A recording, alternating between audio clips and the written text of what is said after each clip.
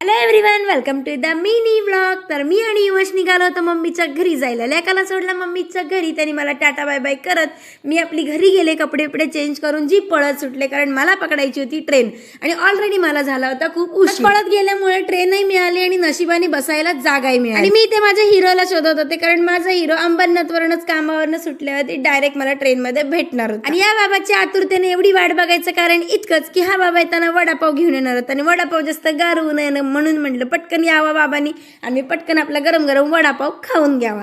घेतला वडापाव खाऊन आणि तसं सनसेट बघत बघत येऊन पोहोचलो दादरला. आणि दादरला आल्या आल्या पहिल्यांदा मी शोधलं चहाचं दुकान, कारण खूप डोकं जड झालं होतं, कारण चहाचा टाइम झाला होता. दादरचं मार्केट तर खूप छान आणि मोठं भरलं होतं, पण या बाबाला मुंबईमध्ये पुण्यासारख्या व्हरायटीच्या गोष्टी तर काय बघायला मिळत नव्हत्या. आणि एवढ्या लांब येऊन मला तर अर्ध्याहून जास्त गोष्टी बुधवारच्या बाजारात मिळतात तशाच दिसत होते, त्यामुळे माझी जरा निराशा झाली होती. मग काय केली थोडीशी खरेदी आणि घरी यायला निघालो. तर स्टेशनला वडापाव होता, जम्बो वडापाव मिळत होता.